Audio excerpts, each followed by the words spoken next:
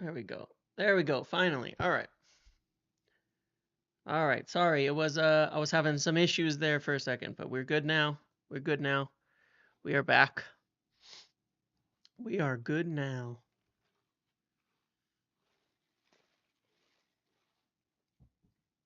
Ah, how we doing? How are we today? Kazim, Daniel, Gunter, Ramon. Not surprised today. Hope Yoro is okay. No mount praise, please. That was a shit game. Um, Brian, Bruno Fernandes, worst striker I've seen at this club. Oof. Oof, yes. That is actually 100% true as well. There has not been a worse striker at this club. I don't know that there's been a worse player at this club than what we're seeing out of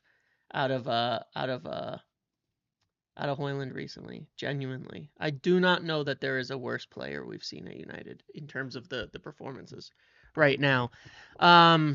My God, our fan base has lost it. Yeah. Well, look, here's the thing. Here's the scary like the truth of it, right? Here's the truth of it. Okay, the majority of fans, tell me if it's better now. Tell me if it's better now. I'll wait before I get into it. Tell me if it's better now. It should be okay at the moment. Going in and out. All right, hold on. That doesn't make any sense. No? Hold on. How about now? Is it? Wait, hold on. Here we go. Is it any better now? Any better now? It's good? It's better? Just refresh? Just refresh. Just refresh. It should be fine. It's all showing fine on my end. Everything looks good. Refresh and it's fine. Yeah. So if you're having any issues, just refresh. Just refresh. It's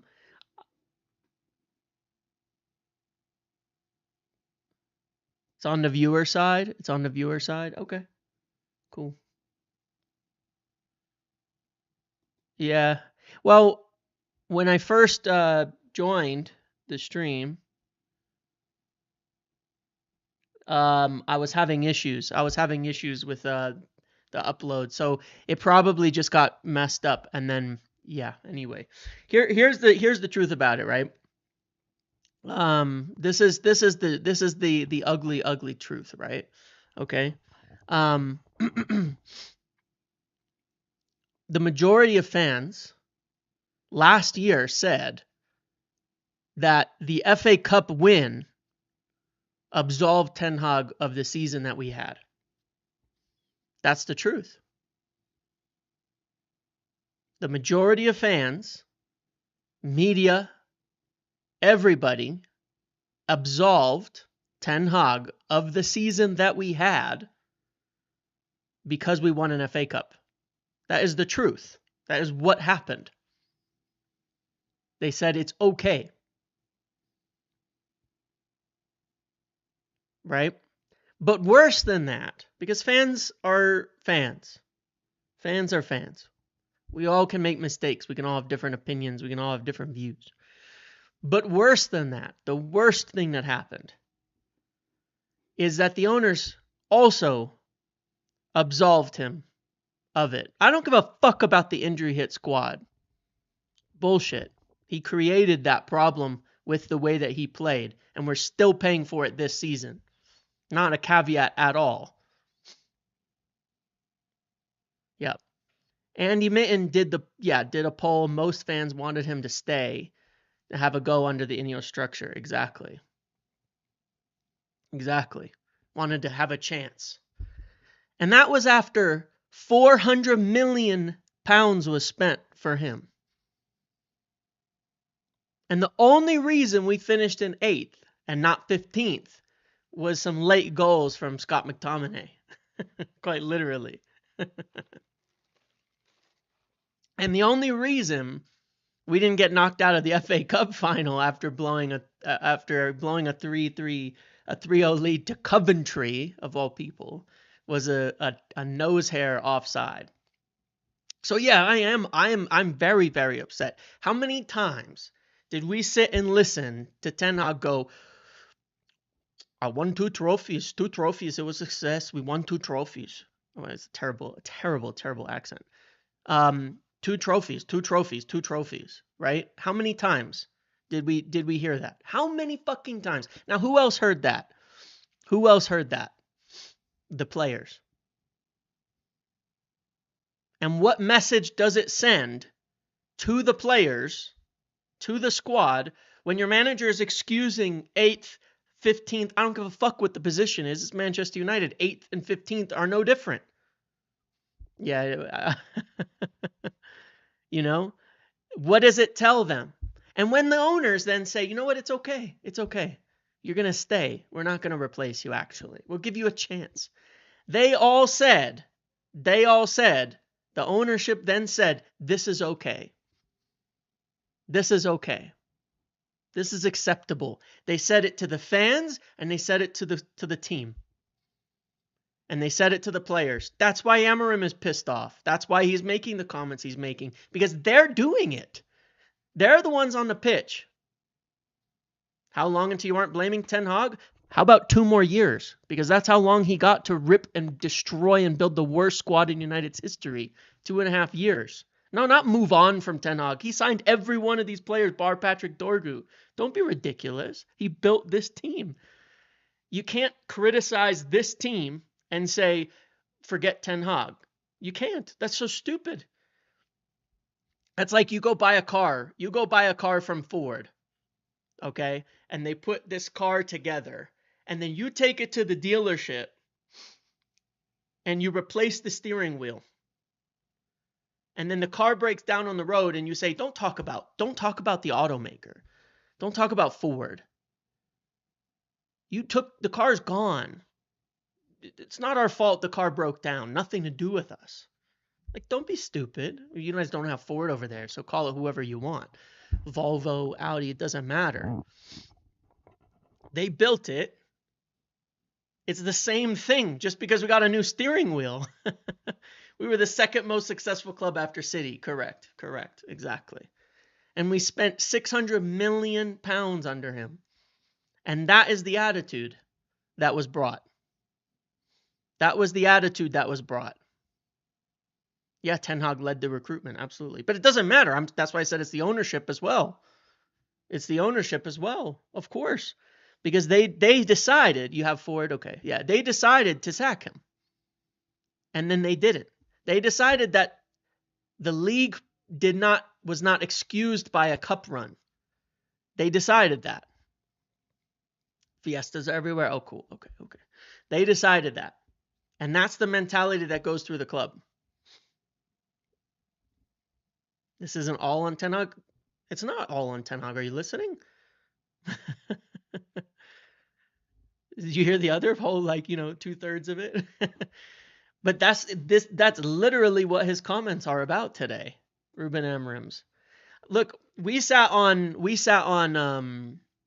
the United View on Monday, right? And I said, whether we win or lose the Europa League means nothing. It means nothing. It doesn't change where we are as a club. We're 16th. Okay. And if we were 12th, is it better? Is 8th better? It's literally not. It's literally not. It literally isn't. It's no different.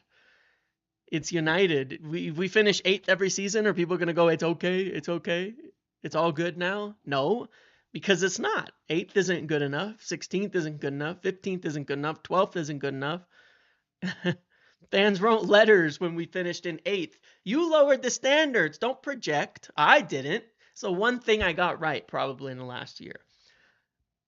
The one thing I got right is I said there would be an absolute disaster. An absolute disaster. We keep Ten Hag. This is exactly what would happen. Because it lowers the standard significantly. Significantly lowered the standard. I don't give a fuck. You're not going to hear much criticism of Amorim. He just got here. He's been here for 6 months. He didn't build this team. In which world is 8th not better than 16th? You're not getting it. You're not getting it. You're not getting it. It's for Manchester United. More to believe in? It's not. How did it work? Look at what just happened. Look at what just happened. We just got 8th. and made excuses, and now we're in 16th. You understand that? It didn't do anything for us. Winning the FA Cup didn't change us as a club, right? Winning the FA Cup didn't make us any better. Winning the FA Cup didn't improve anything. It did nothing for us. It didn't do anything. It didn't change it. It didn't do anything. Once upon a time, second wasn't good enough. Look at when we sacked Ole Solskjaer. You know, look at when we sacked Jose. Look at when we sacked Van Gaal. Like, look at what we did. You know? And, yeah. And look, here's the other factor in this. Some of the people out there are straight up lying about the position that we were in, right? When you look at the team overall and where we were, this is when Ten Hag was sacked. Some people sitting here like, oh yeah, we were good, we were fine, we were close to top 4. Stop rewriting history. At least be honest with your criticisms. We were in 14th after 9 games. Don't lie. Don't sit and lie. Don't sit and lie. We were in 14th when Ten Hag was sacked. We weren't like close, you know, after 9 games. We'd scored the 18th most goals in the Premier League when Ten Hag was sacked.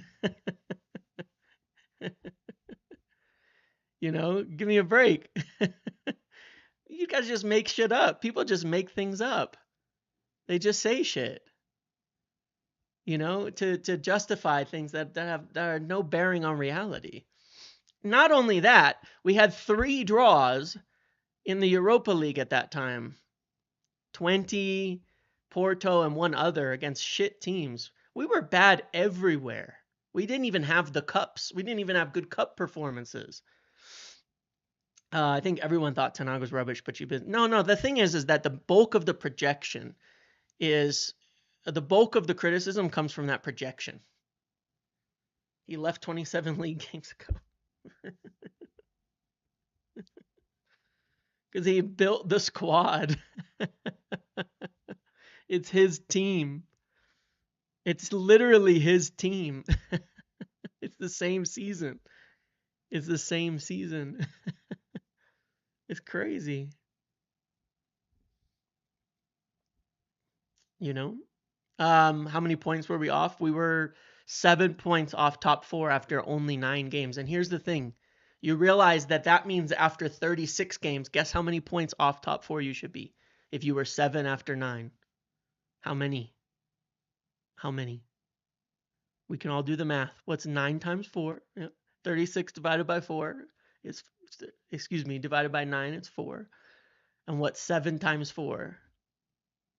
28, right? Okay. So if we had 28 more points, look at that. We'd be in fucking second. Like, we were 7 points off of top 4 when Ten Hag was sacked. Okay? Now we are 26 points off of top 4 after 36 games. There's no difference. It's the same pace. It's the same thing. Nothing has happened. Nothing has changed. You know why? Because it's the same team. It's the same squad. It's the same unit. We were in 14th and we were 7 and 9 games off top 4. Now we're in 16th and we're 26 out of 36 games from top 4. It's the exact same thing. Nothing has changed. You understand that? Nothing has changed. Nothing's changed. So it was just as bad. What's your point? Ten Hag was not sacked for that form. Ten Hag was sacked because he had that form in his 3rd season with 600 million invested into his team and his players.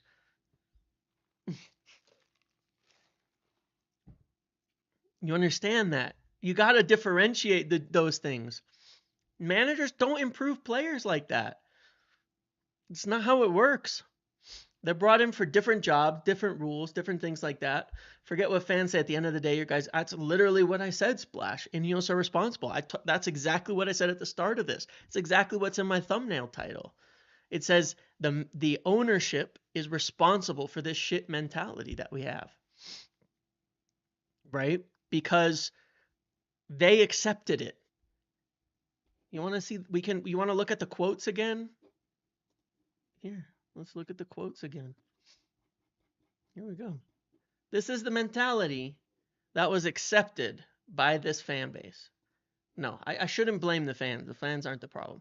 This is the mentality that is accepted by. This was the mentality accepted by the coach.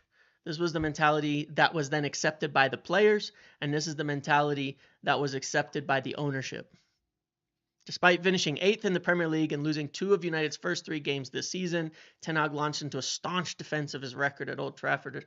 Listen, we won the last 2 years behind Manchester City, the most trophies in English football. So we performed already the last 2 seasons. And listen to me, this is the reality. They are facts.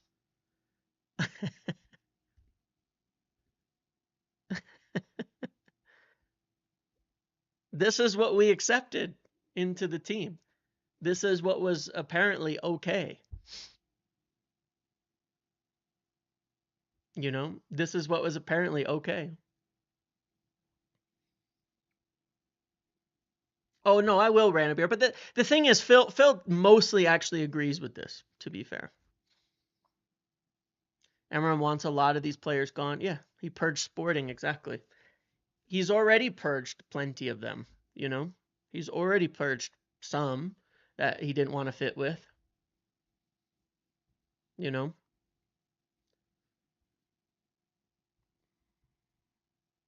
I know. Flick inherited Barca in disarray. Oh, yeah. Flick only has, like, Lamine Yamal, you know? That's all.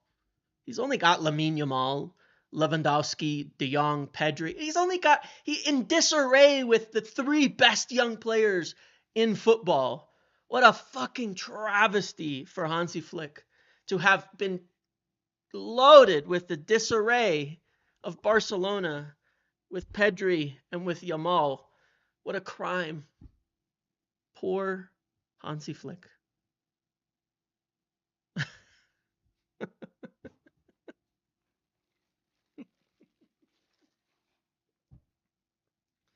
What a travesty for Hansi Flick to have been left with such talents. Awful talents that won the league 2 years ago, you know, under Xavi, right? Travesty. Meanwhile, yeah, someone said that, yeah. Meanwhile, Amarim, of course, has the greatest striker in Premier League history up front. Exactly, Waller. Exactly. Oh no, I'm not rattled, but I am angry. I am angry. The way people talk is a fucking joke, honestly. It is a fucking joke. It is a joke what people do. Our players aren't 17th. They are. You know why? Because we are in 17th. We are in 17th. So our players are that bad.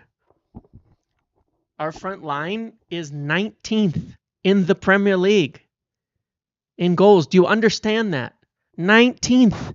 19th in the Premier League in goals. Our front 3. 19th.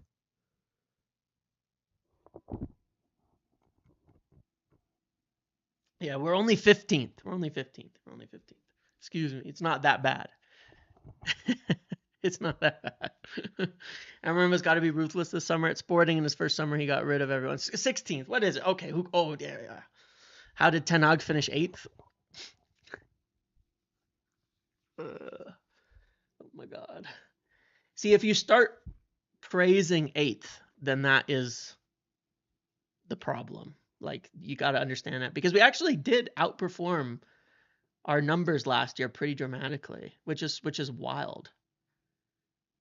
It's actually kind of crazy how that happened. I don't know how, but we did. How does Højlund still play? He's the only striker. That's why. I'm not Amarim out, but are we saying new coaches have no influence? No, not at all. Not at all. We were 14th before Amarim came in. Yeah. No, I'm not saying coaches have no influence. That being said, people do vastly overestimate the influence that coaches have. Pep Guardiola's never won the league without the best squad. Ever. Has he?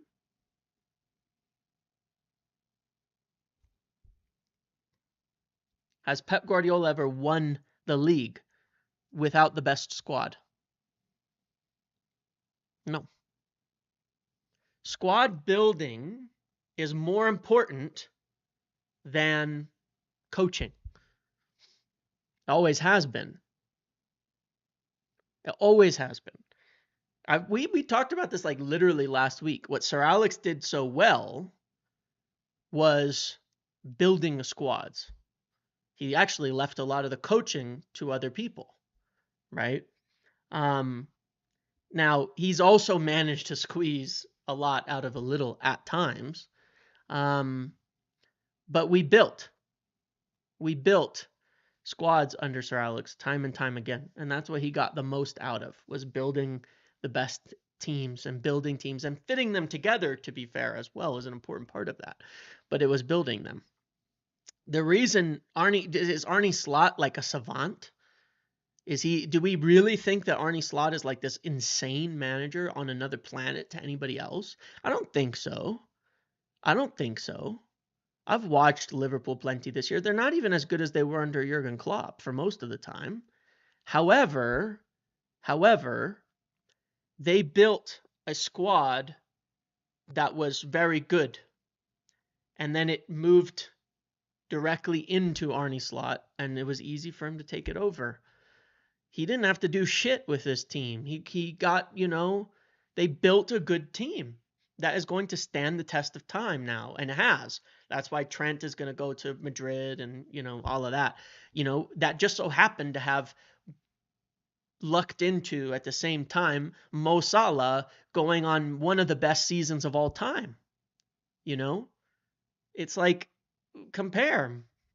Yeah, I had to deal with 2.5 years of you guys defending Ten Hag, who was the worst manager we've ever had and built the worst squad in United history. So yes, I'm going to keep going on Ten Hag rants until we don't have a Ten Hag team anymore, which will at least be this summer.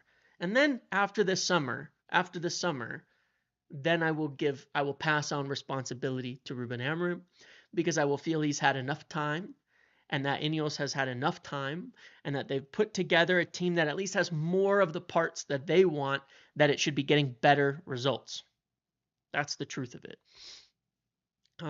That's the reality of it. Until then, it's still a Ten Hag team. It's still Ten Hag problem. And I had to deal with 3 years of people talking like he was the second coming of Pep. People just don't want to admit they were so wrong about him. It's the only reason people get angry when I bring him up, because they were so wrong about how bad he was.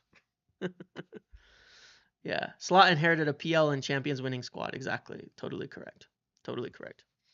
This situation did not start with Ten Hag. No, it didn't. But this is still Ten Hag's squad. It's still his team. There isn't a manager in the world that way. Yeah, there is not. If Amorim doesn't win the Europa, fans will be looking at funny. And fans are wrong.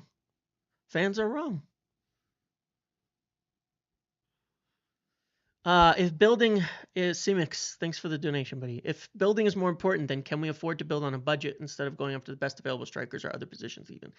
Ineos seems too budget conscious. No, I think I get your question. We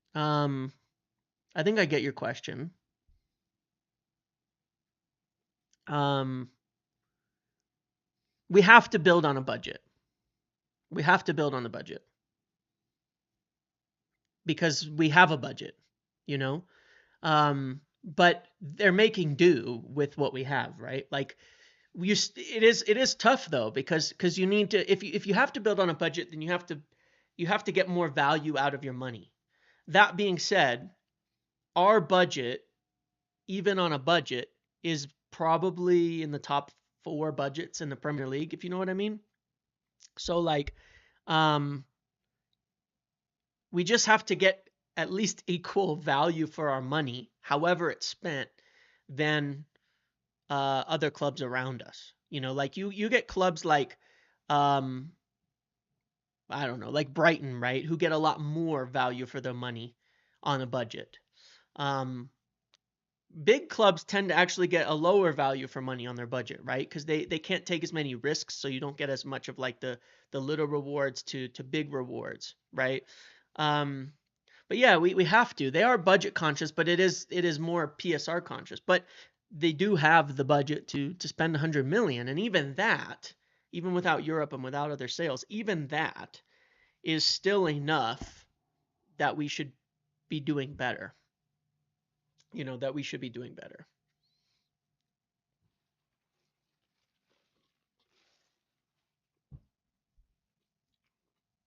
Even that is enough that we should be doing better.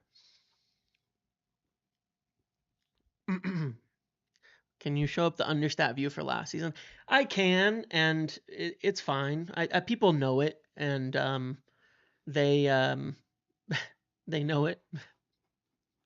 You know, they know it. It's whether they want it or not. Hopefully the budget is enough to cover a goalkeeper too. It could be. It could be. It very, very well could be. I haven't commented on a single individual player, actually. I haven't commented on a single individual player. I haven't commented on a single individual player, actually, in that respect.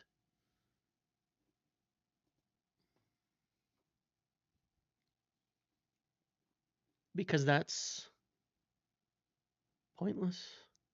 And what if they clear Ten Hag's players and Amarim doesn't work out? We're not buying Amarim's players. And last summer, unfortunately, the manager still had a veto. Is the strikers and relentless big chances missed the reason why we concede?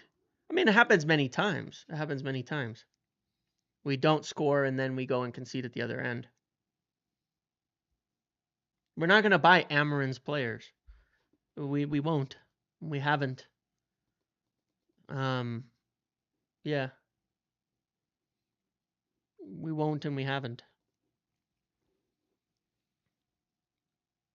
What gives me confidence? It's not confidence. It's not confidence. That's the thing. Not once here have I said Amarim will be successful. You understand? Like, not once have I said that Amarim will be successful in this video. Not once. Not a single time in this video have I said he will be successful. You see, that's the issue. I've never said that.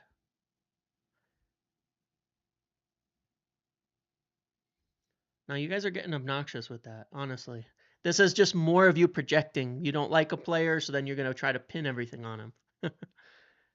It is very, very boring. It is very, very boring. You've made so much up that you're going to pin it on people. That's not true, Jay. That's absolute nonsense. Absolute nonsense. I raised very specific concerns last season over it. You're actually completely lying. You know what? So much so that I'm going to time you out. Because you are completely lying, saying that I'm gaslighting. I had a whole thing last summer about how Ten Hag was fighting with Wilcox over signings. I had a whole thing on it. So fuck you. Quit lying. Quit lying. Quit putting words in my mouth. Because you are a liar. Don't do that. That's bullshit. But yeah, I've never said that Amarim will be successful in this video. Nor have I said that Inos will be successful in this video. What I said was that we've had a squad that is not built by him, under him, for him, with him. It's not his team. So once he signs people, once we get to keep rebuilding this team, then we can judge at that point and see if it's successful or not. But until then, we can't. That's the truth of it. Until then, we don't know. At all. I do not know. Until then, it doesn't matter. Manchester United's last 7 games in the Premier League, 5 goals scored from 12 xG, 13 conceded from 9 xG. Yeah. It's not even Ineos's. Good evening. Good evening. Like it really doesn't even matter as anybody puts like things together. Please, let's buy managers or players for the game model, not the manager. 100%. 100%. Yeah, 100%. Buy buy players for the game model. That is the idea. Oh, I'm not using logic to calm them down. Now I'm swearing. That's okay. But it's fine. Sometimes that's just the fun of it. The only time I will actually swear at somebody specifically is if you just lie about things that I've said. Because sitting there acting like last summer I didn't say there was disagreement between them over recruitment is total bullshit. I was the only person. I kept saying it, and people kept saying, no, no, no. I remember how much heat I got for saying that Ten Hag was fighting with them on it. I remember exactly how much. How much that that I was fighting on that exact point last summer until it turned out to be true and people admitted it. The only time I'll actually call somebody out specifically is when they just make shit up of things like that. That's the only time. Can we talk about the Ugarte performance against Bilbao and West Ham? Sure. If we can talk about the Ugarte performance last week, and we can talk about it against Lyon, and we could talk about it in all the other games as well, and actually balance things out. Why did we choose Ugarte over Jan Neves? He didn't want to join us. Doesn't really matter. He didn't want to join us, so it's pointless.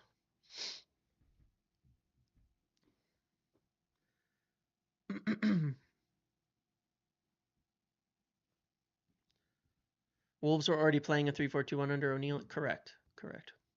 There's also a different point that in terms of a job, like why was a manager hired? Sander Berge is not that good. This is just Twitter discourse. Sander Berge is not that good.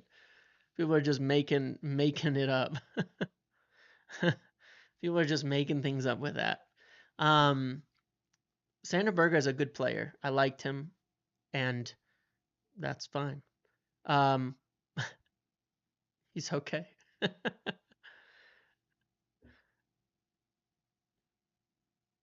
Yeah, Wolves hired managers because they fit what they were already doing. You understand that there's a difference there. Wolves teams will hire somebody who fits the squad. Neves didn't want to join us. He didn't want to join us. I'm quite confident in saying that. To be quite clear, I'm very, very confident in saying that he was not interested in joining us at that time. He just wasn't that interested in joining us. And we had looked at him before. We'd even made an approach to his camp, but PSG were way ahead there. And you got to also think, like, I mean, there is, some people say some nonsense about Mendes, like that we only got Euro because we took Ugarte. Like, these things are just straight lies. But that being said, Mendes is deep in, with PSG, and he was the one who, he does push players to do things in their career based on what he thinks and wants. Sometimes good, sometimes bad. He definitely, anyway, João Neves would be over there. Was over there. Had nothing to do with us.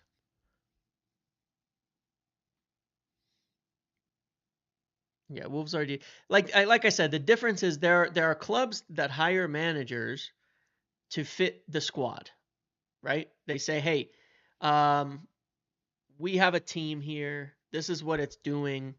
Our manager isn't working out. We want someone to do it better." That's not why we hired Amorim at all, actually. It's fairly unique in that respect because we hired him to tear it all down. We hired him to rip it all up. That's what we did. That's just the truth of it. That's what we did. That's what we've done.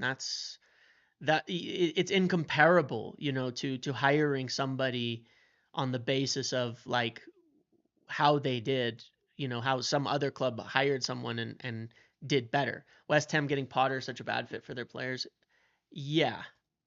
And it hasn't really worked out either, right? I mean, same difficulties. Amram's exposed the cracks. Excellent. Any interest in Douglas Luiz at all? I don't know that we still do, but we did. I don't know that we still do, but we did.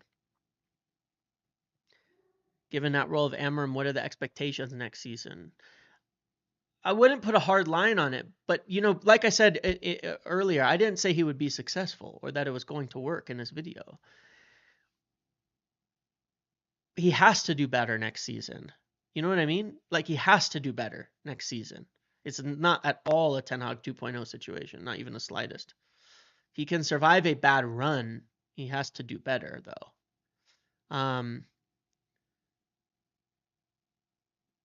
Am I right in thinking the process? Yeah, correct, Santiago. Exactly that. Correct.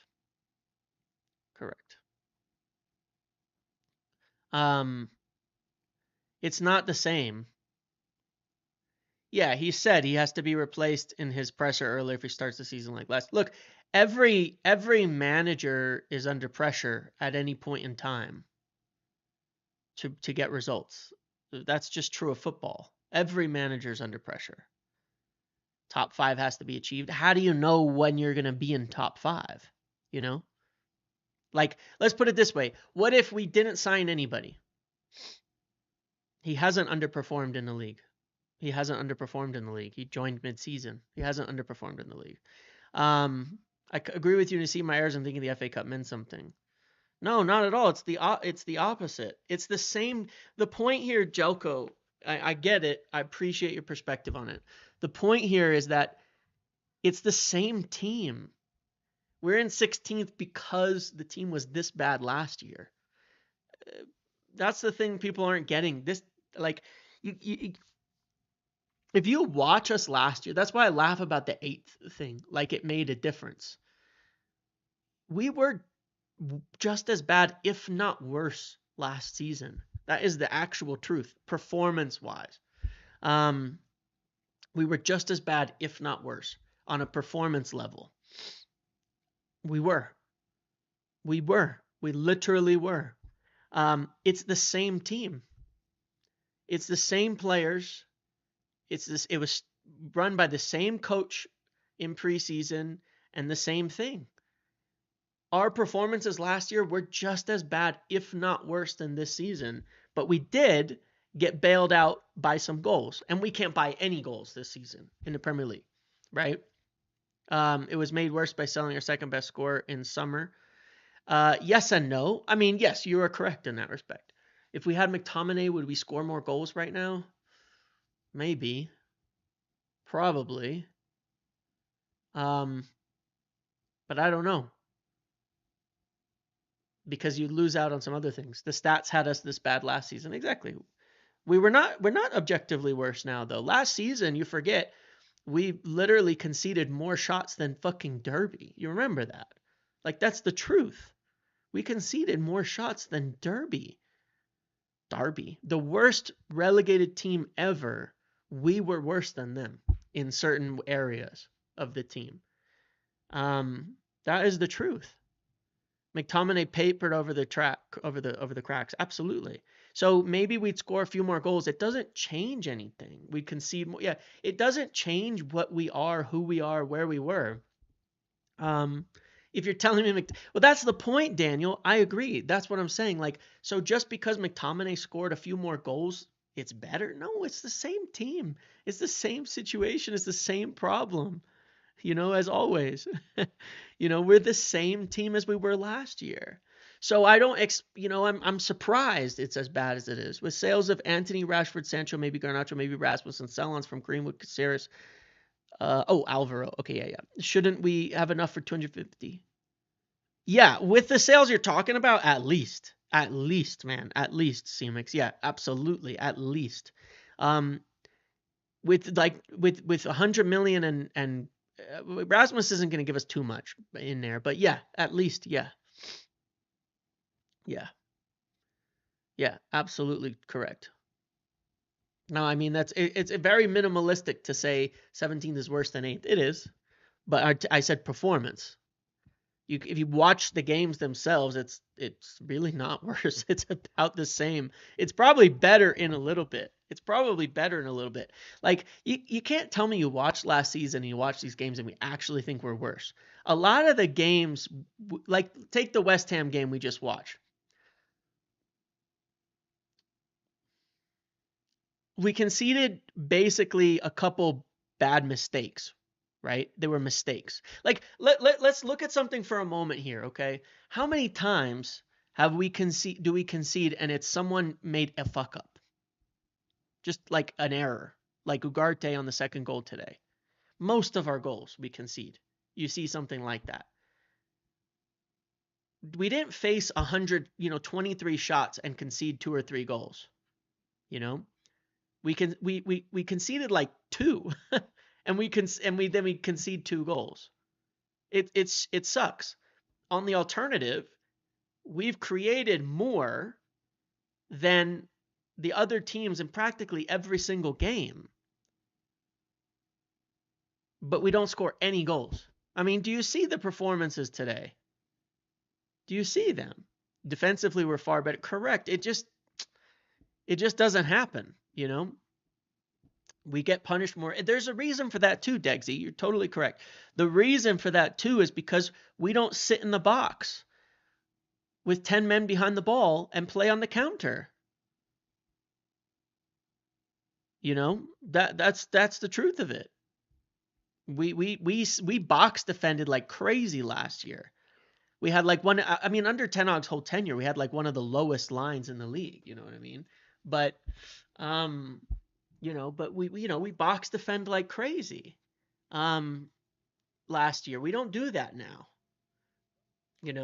But even then when we're talking, I mean, it is what it is there. But like I said, we for me it's as simple as you judge it based on, I mean, let's look at it, right? Because this is the truth of it. And I get this, that this is after, this is the second half, this is after blah, blah, blah, yada, yada, right? But you take a look at it and say, fine, all of that. Okay. 9 shots, 2 goals, 20 shots, 0 goals. Okay. It's the same story every single game. 2.28, 0 goals. 1.56, 2 goals. 4 big chances, 0 goals. 3 big chances, 2 goals. I mean, look at this shot. Look at the distance away from goal here for these chances. And we don't score. Look at all of these.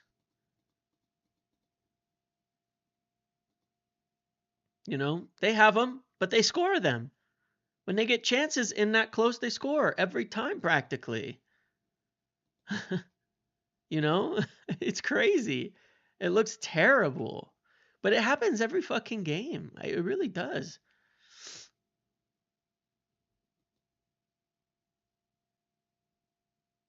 You can't use those stats apart from Garnacho and Højlund, who should have both scored. Look at what you just said.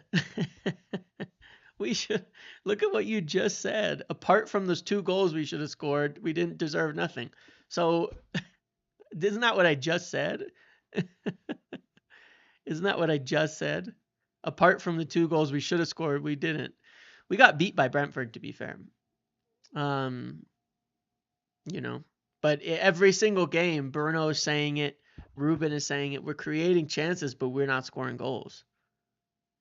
And then here's where it gets crazy. It doesn't make any sense. But this truly is why, cup runs are silly. 7-1 on aggregate to Athletic Club. And Athletic are a Champions League team, no? Where's the La Liga table? I don't know where it is. Oh, because it's not in the league. It didn't show me, right?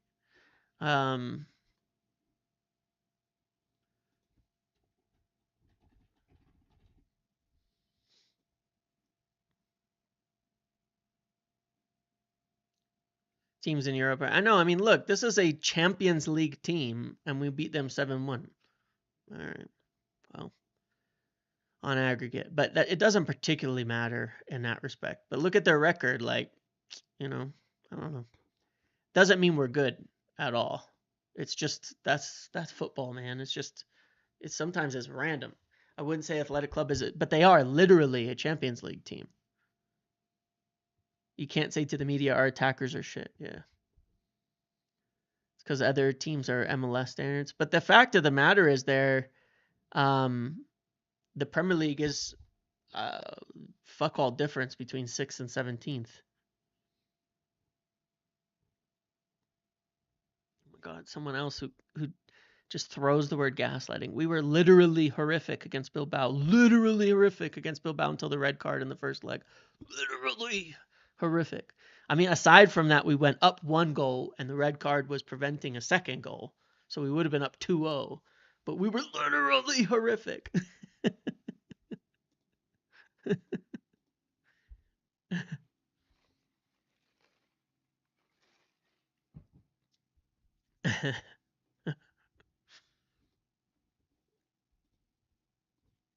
But no, anyway. Thoughts on Amarim saying he'll leave himself if things don't improve next season? I mean, that's cool. That's fine. I didn't say he shouldn't do better next season. He should do, like I said many times, I didn't say he'd be successful either this year. He should do a lot better next season. Like, look, the fact of the matter is, Inos' job now is to get Cunha, a striker, a midfielder, and a goalkeeper this summer. At a minimum, right? I'm just saying at a minimum, that's their job. At a minimum. James, will Bruno leave it? I don't think he will, C-Mix. I don't think he will at all.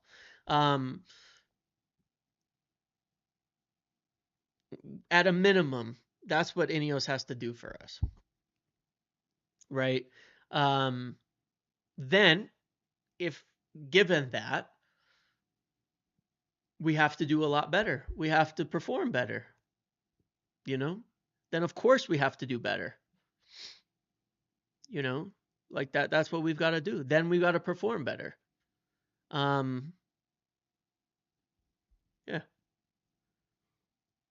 You think at a minimum it has to be 6 starters? I don't think so. Well, maybe. No, I'll say the reason I say 4 is like you get a striker and Cunha in, you can go striker, Cunha, Bruno, midfielder in there, Ahmad, Dorgu, Yoro. I think maybe a center back too, but you need a goalkeeper. I said minimum because we're talking about improving. We're talking about improving, not finishing it all. There's more than we need, no doubt about that. It has nothing to do with backing him, Issa, and you know that. It has nothing to do with backing him. We need to rebuild the team. You know, I'm saying as a minimum, we have to get that. Yeah. At an absolute minimum, that's what we have to get in order to see improvement. Because let's say you don't. Like, this is the whole point about this silly kind of argument. If we don't sign a single player this summer, let me ask you a question. If we don't sign a single player this summer, how will we do next season? If we didn't sign a single player this summer, how would we do next season?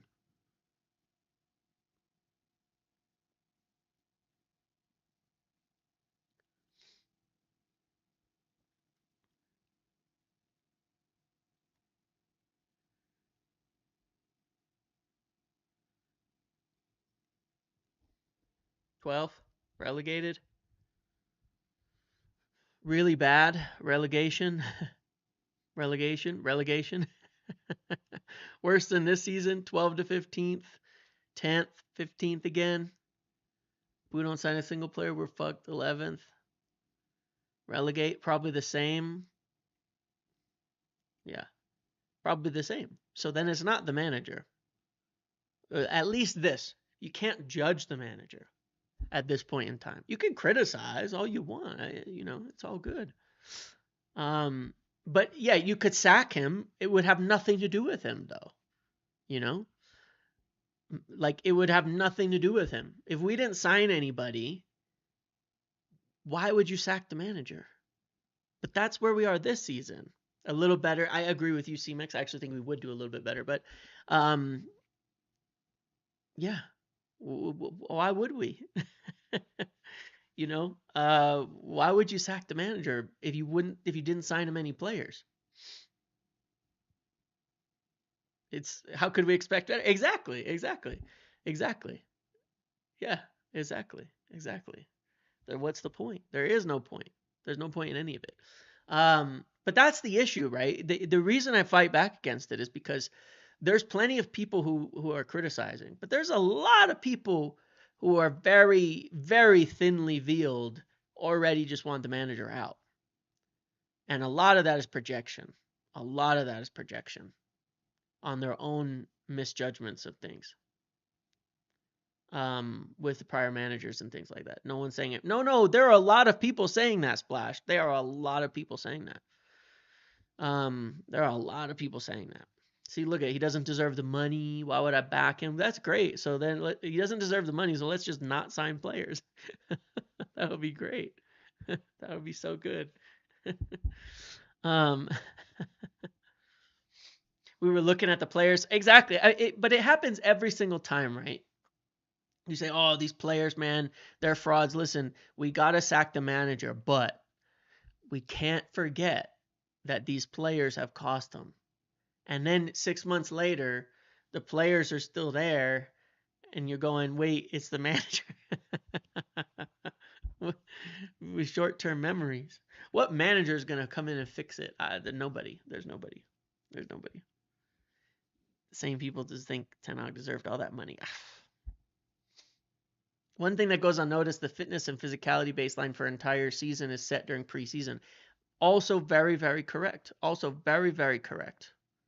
Right? Very, very correct. That, the summer is when you work on that. Summer is when you put together that fitness. Summer is when you do all of that. And we started the season off and the injuries just started ramping up right off of the bat. What if the game model Ineos chose for a future is the wrong one? It could be. No one's guaranteeing success, you know what I mean? But it's better to follow a plan than none. We've tried the none approach. We've tried it. We tried it. And he was kept the 10 Hag as well. Yeah, that's 100%. Have our injuries this season been just actually no, funnily enough they haven't. I know it feels like they have, but it's actually been better the last 6 months. I know it doesn't feel like it, but in terms of numbers, it's actually been significantly better. It's like less than half what we had before somehow. I know it doesn't feel like it though, but it is. Do you know how many players Ari got rid of in his first summer at Sporting? It's a lot. Yes, correct. And look, when we got him, I remember because we've got Sporting fans and such that came in here and talked about it and stuff, and they said, look, his first summer he just ripped it up, got rid of everybody. And did you see his comments, by the way? Hold on, I want to find that quote. There was a very specific quote that I thought was that should be at least a bit terrifying for certain people. Patrick, you should get an email, but I'll follow up on that, okay, bud? I'll follow up on that. You should get an email. Thank you for planning, and nice, congrats. But you should get an email. I'll follow up on it. Make sure you do, okay?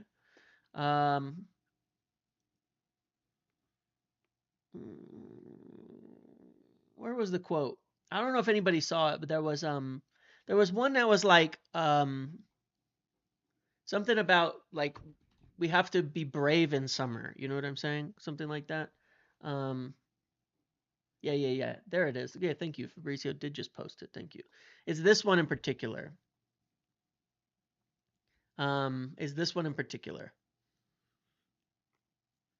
It's not about the players. I'm talking about myself and the culture and the club. We need to change that. We need to be really strong in the summer and to be brave. If the feeling is still here, we should give space to different persons. Right.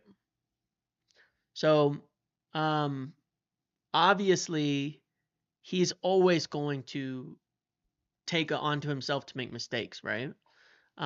He's always going to, because that's the type of person he is, responsible, right? I just give you the comparison between Ten Hag saying players just need to stick to the plan, all of that, yada yada. But yeah, this is the quote that was very, very interesting to me because to be brave in the summer, to change that and talk about different persons. And obviously, he's going to always include himself in there, but it is a very obvious shot to say we need to get rid of people, even ones that are popular, even ones that fans like, even ones that this and that, all of that. He's made it very, very clear to me on that front. That's what that it's a very direct statement of like we need to be rid. But obviously he's going to include himself in it because he is someone who self-criticizes, which is fine. He's not going to exclude himself from the group that he is a part of and responsible for. I could say selling a Bruno. You could. But within the context, he's obviously not talking about Bruno as a winner. You know what I mean? Because he's made it very, very clear that Bruno is a winner. The screams when some fan favorites walk. I mean, did you see in January? Do you remember that? Practical protests about potentially selling Garnacho.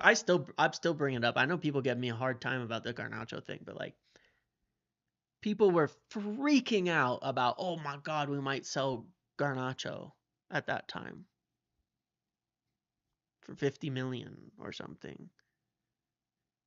I get more to a degree the Kabby Mayu thing because it feels like Kabby hasn't had as much of a chance to prove himself yet. And in some respects, he's been somebody from the academy that a lot of people have known is going to be the guy for a long time. Kabby Mayu has a bit more history with the club. I still don't think he'll be sold, by the way, but yeah. No, it's just people respond so poorly, losing the soul of the club, right? Yeah, like the comparisons about selling some players was wild to me. It was like, yeah, I want to see Kabby for a full season. I want to see Kabby for a full season. He said he shouldn't be around the team, and I agree with that. Here's the thing, like I want to make this very, very clear. At no point have I said, like that Amram hasn't made mistakes and things like that. You know what I mean? At no point have I said that. At no point have I said you can't be criticized, that at no point have I said he's proven himself as the guy, No point have I said that there aren't doubts, that we can't have any doubts about him or things like that. Never, ever, ever, ever. What I'm talking about is the blame. Where the blame sticks and the weight of it. The fact that we have to even discuss whether the blame, because there's a difference between critiquing, an error, a mistake, a bad call, something like that. There's a big difference between that and whenever we lose saying it's the manager's the reason we're here. Big difference between those two conversations. There's tons of valid criticisms. There's tons of valid critiques. There's tons of valid opinions. There's tons of valid things like that. There's many. I mean, loads. He doesn't do everything I want. Are you kidding me? I did not want Rashford to be gone from this club at all. Not even once. And I still critique it because we'd be a hell of a lot better if Rashford was here. So I think it was a mistake, but so what? Like that doesn't mean he's to blame for the situation because I can step back and say, okay, that's fine. I get what happened and where things went. He's not at fault for where, like, Ruben Amorim is not the reason we're in 17th. You get that? Like, that is the truth. He is not the reason we're in 17th. Could he be the reason we're in 17th versus 15th? Maybe you could say that, but he's not the reason, but that's not the same thing. You know what I mean? He's not the reason we are where we are. He's not the reason, Rasmus Højlund can't finish a single chance to him and he trips over his own feet. No, look, but that's my point. You can disagree with me on Rashford. It's the same thing. Rashford's better than all our forwards. Fact. He's better than all our forwards. But does that mean he should be here? Well, you're going to have different opinions on that. I would have hoped they would have figured it out. Ineos is them right now. I mean, not just them, but yeah, they contributed to it 100%. Who's to blame for it? I mean, one, the Glazers.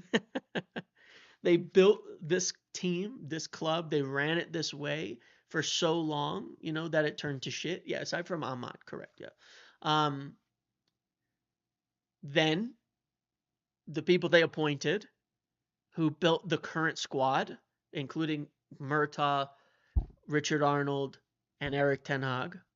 And then you keep going down, down, down, and you say, okay, well, people make mistakes. But the difference is there's no point in blaming them. Amram's insistence on playing the formation. No, that's why he was hired. That's why he was hired. That's not why we're at 17th. That's why he was hired. It's just short-term versus long-term thinking.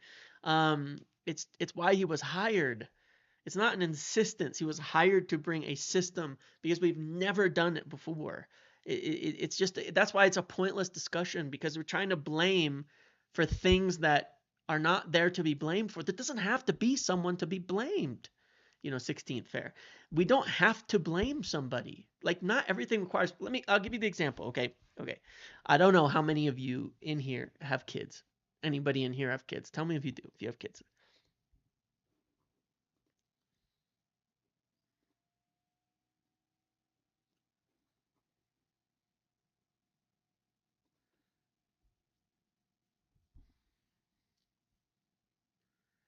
Like, if you have kids, or yeah, just tell me if you've had kids, because I think it'll be the best example. 3? Cool. Okay. All right. Twins? Nice, Stuart. I think I've seen some pictures of them on your Twitter. Yep. 1. Yep. 1. Nice. You're still a baby. Fair enough. My boy's on his way. Congratulations. Congratulations to you. It's a wonderful thing. It's a wonderful thing. All right. So now, for those of you who have kids, and for people who don't, maybe you can understand it anyway. I'm sure you will, because you've also been a kid once. When a kid is learning something,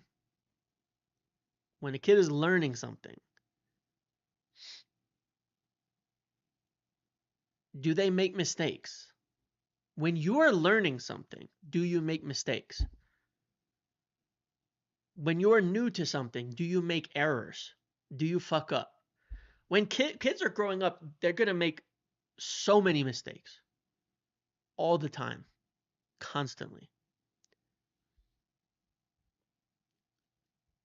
Mistakes aren't always something that require a big amount of blame. It's not about blame. It doesn't turn into every time somebody makes a mistake, every time someone is learning something, that you have to blame them. Not me, but I get it, because most people do make mistakes, right? When someone is in the phase of learning something, they're going to make mistakes, and you can critique those mistakes, but that doesn't mean there's anything wrong with it. They're gonna make mistakes. There's a time when they're supposed to make mistakes. There's a time when they're supposed to make errors, because that's how you learn. That's how you learn what works. That's how you learn what doesn't work. That's how you try things. That's how you find out more. That's how you evolve. That's how you grow. Nobody ever comes into something new and doesn't make mistakes, ever. Doesn't happen. It never. There's no world where that happens, right? The point is, there's a learning phase, right? And it's like, as your kid gets older, you might give them a harder time. But when they're learning to drive or something in their first 6 months, would you appreciate, like, you're gonna make mistakes, okay? And if you bump the wall in the garage, hopefully when you're learning to drive, or when your kid is learning to drive, you're not berating them and beating them for it, right? Because it's something they've got to learn. Years later, you probably could be a little bit more mad when they make mistakes. You could probably say, what the hell, you bumped the wall, you screwed it up, you know better. You've learned, you're experienced, you were just not paying attention. That is fully on you. Now we could talk about blame. So I coach for a living. My players make mistakes for at least 3 months before starting to get it. It takes a year or two to master a new thing. It's true of everything, right? I mean, how many years we go to school to learn things, right? It is new. Amram's not new to coaching. I mean, he is actually quite a young coach for what it's worth, but he is new to the Premier League. He is new to the Premier League. He is new to the players. And this is when he will make mistakes. It's impossible not to. So from my perspective, is he making mistakes? Is he screwing things up? Yes. Do I expect him to? Yes. Of course. It's the first season. He's been learning on the job. Yeah, Dowlow said in January, right? He said that we were like doing preseason during the season. That's not gonna, like, what can you expect? You know what I mean? Next season, Arteta not being under pressure. Well, that's the difference to me, Daniel, right? Like, Arteta has been there 5 years and they haven't won anything. My 3-year-old is a shit driver. Oh shit. How long do I give him? Next season, you know? I give him next season. Yeah, Pep had a title winning squad and he couldn't make it work in his first season. I give Emram next season. I don't have a hard line for it. I think he'll still make mistakes, but I think he'll be better and better and better and better and better. So I give him next season for sure. And see how he does. It has to be a lot better than this season. There's no doubt about that. But the caveat being, of course, we need better players too. There's a limiting ceiling on this. There's a limitation. There's a ceiling. Yeah, he needs his profiles and players too, though, right? Like, why was Rude able to get a tune out of his players? Man, Rude's getting relegated with Leicester. Like, look at your argument. He got, like, what, 3 interim games? You cannot make a judgment off of that. You cannot make a judgment off of 2 weeks of interim management. All that actually tells you, by the way, is that it's the players, not the coach. You understand that? That's what that's telling you. That the players decided to turn. Like, you do realize that a manager bounce is the most fraudulent thing in sports. It tells you the players are fucking criminals, that they are lying, that they were giving up and not trying. Manager bounce sucks. Manager bounce means your players are shit. It means they give up, and it means they can turn it on when they want and turn it off when they want. It's the biggest marker of a fraudulent team is a manager bounce, that they can just turn it up when they want to, and then they can't at other times. But then Rude went to Leicester and they got relegated. It's not his fault. It's not his fault. That's the squad. Yeah, also played Leicester twice, a relegated team.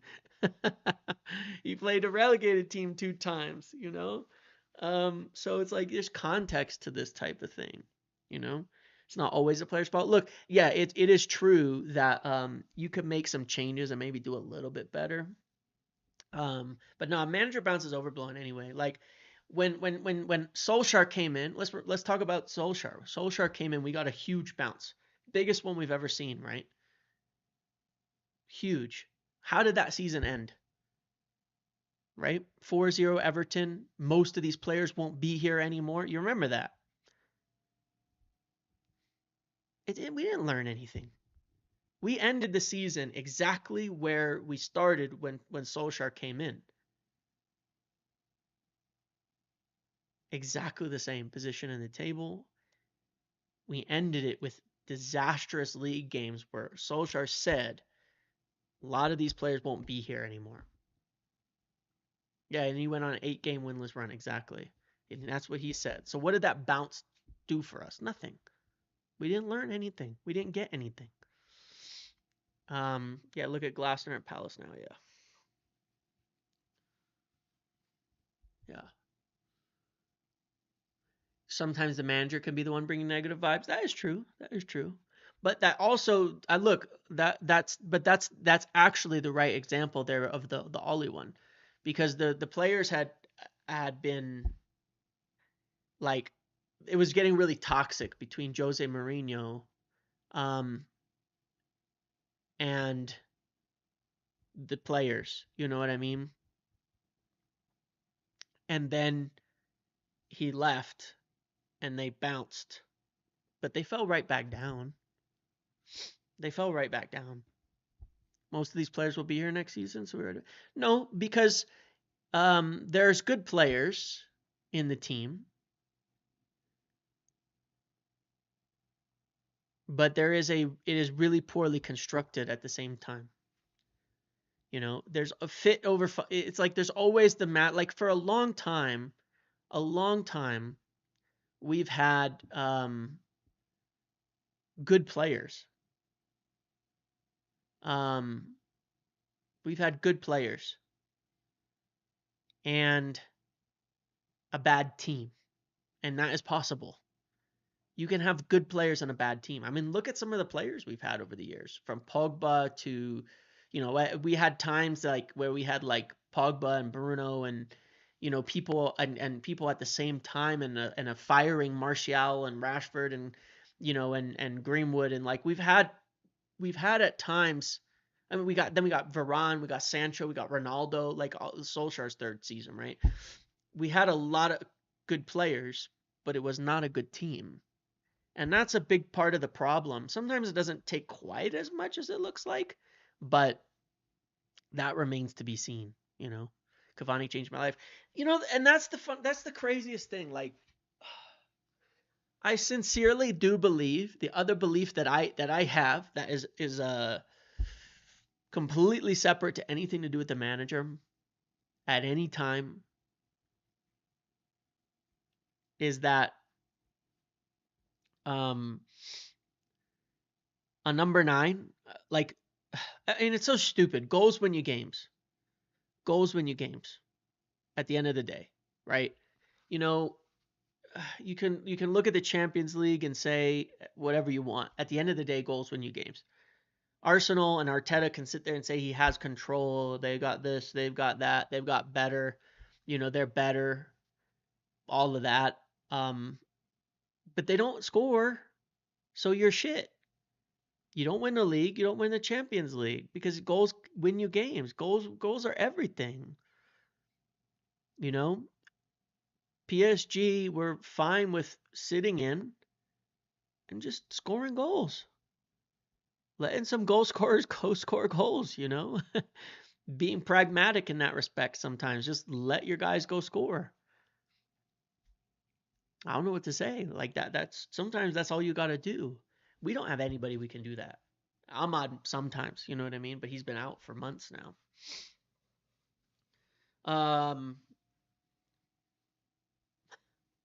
What on earth? Uh PSG were also better. Maybe. Maybe. Arsenal had control.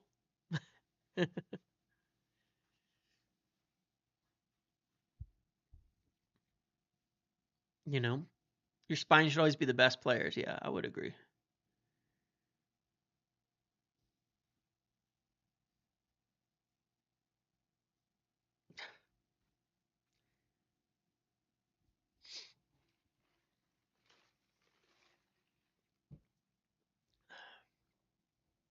Hmm.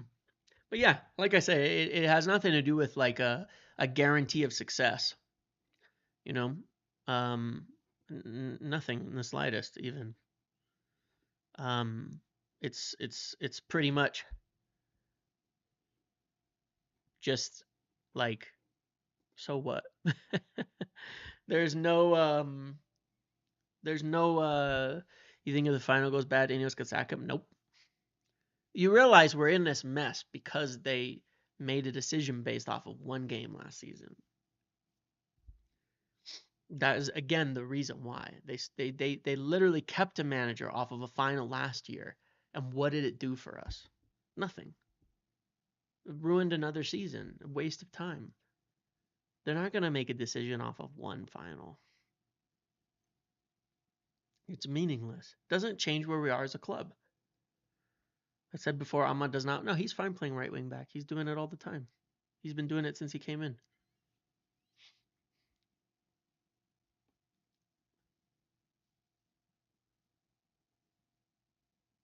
He's got no problem playing. he's been doing it since Samarim got in at right wing back.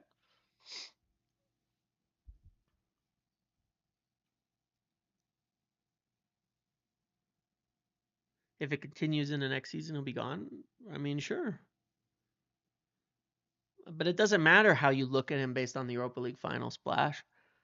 What if we never got to the Europa League final? You know, that wasn't like some guarantee when he was hired.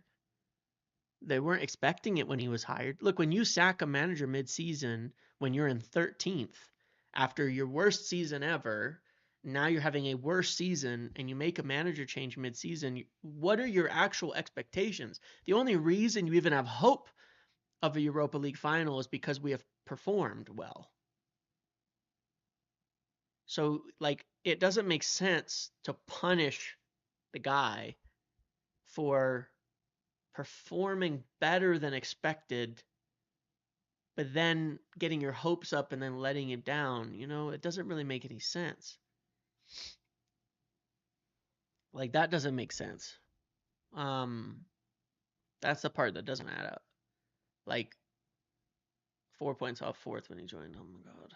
I'm not doing it again. People who can't do math well. If we never got there, then it would look worse on him. No, because if we never got there, then if we never got there, then we would have been prioritizing the Premier League. Like, just realize, like, so if Emran wins, is he a good manager? Yeah, we had 3 draws in Europe under Ten Hag as well. So he should get credit for doing significantly better then. If there's a penalty for losing in Europe, then they should be getting credit for doing significantly better. I don't think so. I don't think it matters. Like, I don't think we're good. That's the difference. No, that's just a nothing. It's just a nothing. It's just a nothing platitude. Like, there's just nothing platitude. Yeah, we were teetering on being eliminated from Europa, you know. But look, like we could have easily dropped out of Europa.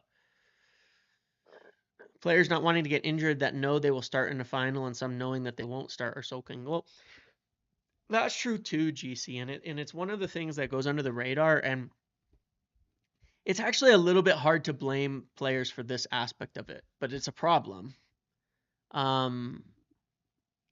It's a problem because, like,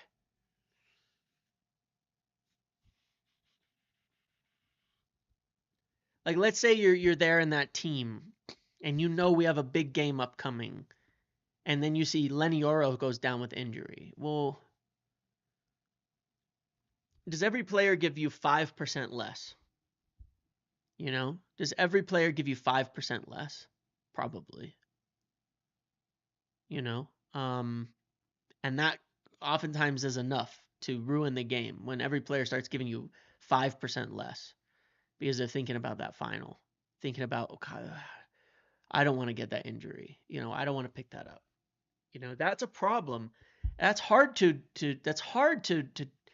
it's hard to, like, it's not right, but it is hard to criticize at the same time too much because it's also understandable.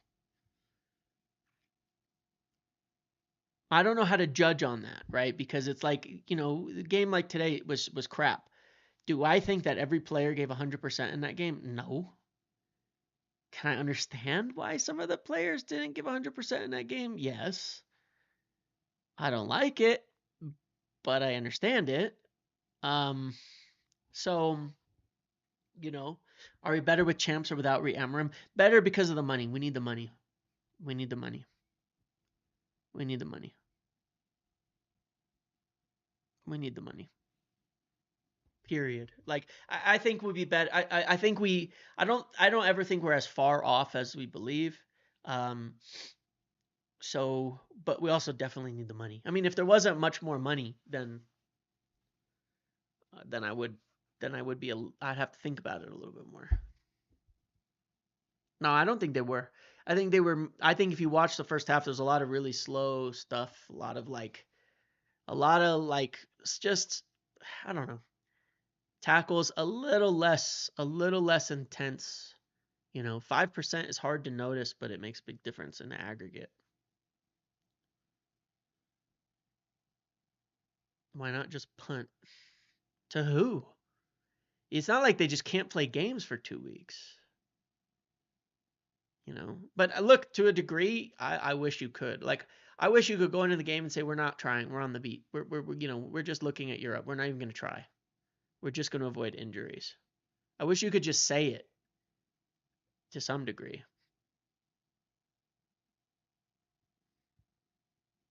Will summer plans ramp up after the final? Oh, yeah, for sure.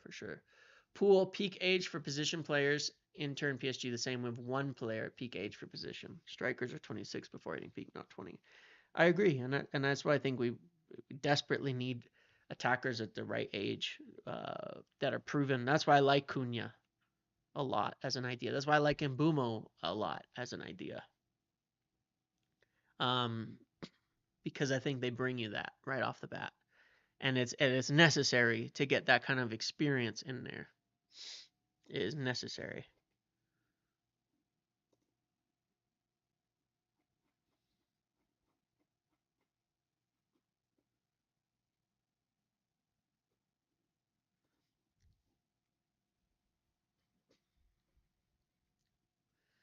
I mean, the other biggest factor in all of this that should just be simply noted is that Ruben Amorim didn't want to come in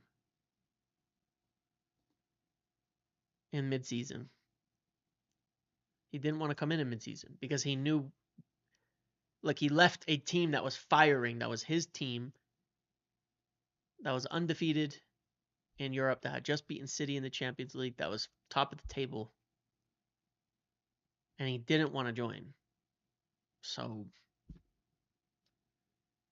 he knew that it was going to be shit because he knows what he's done in his first seasons. I still think it's a lot better.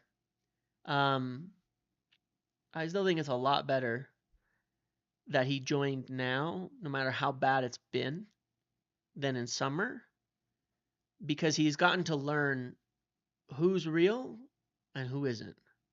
And he wouldn't have known that. They still won the league. Oh my God. You've been there for 4 seasons. Like, when are you going to get it? It's the same point. That Sporting team is his team. This United team is Ten Hag's team. Wake up. They also haven't won the league yet. But honestly, wake up. That's his team. 4 years he put it together.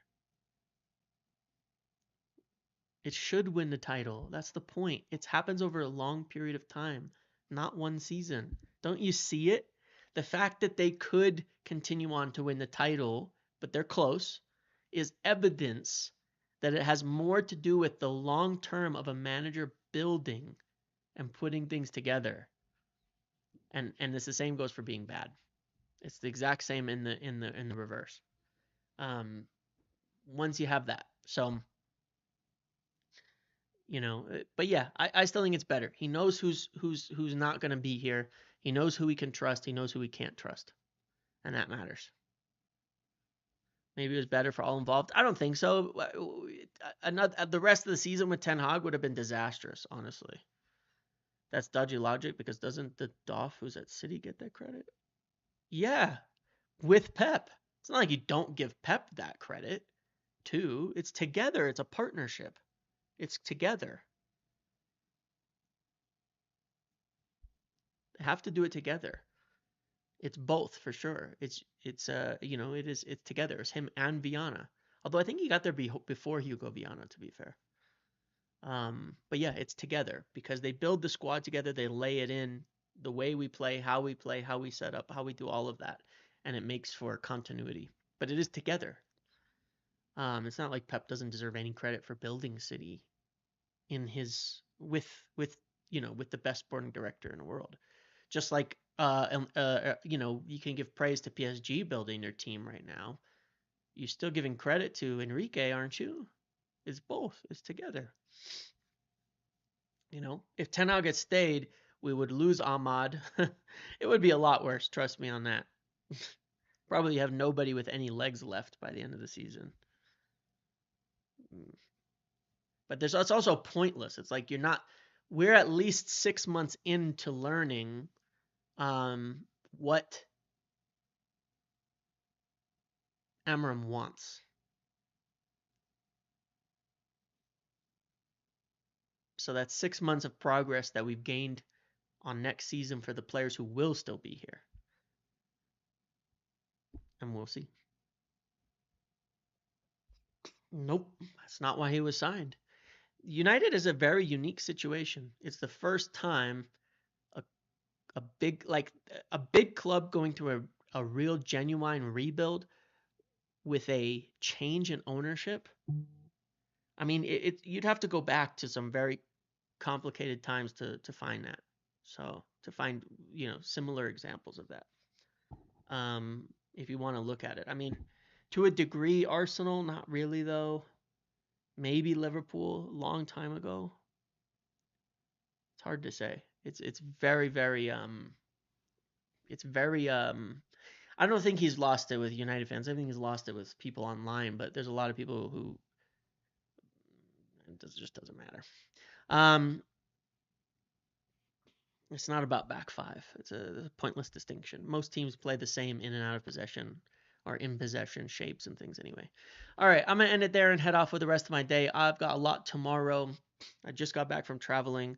Podcast with Phil will be tomorrow where I'm sure we'll have more healthy debate and be on the red carpet and all of that as well.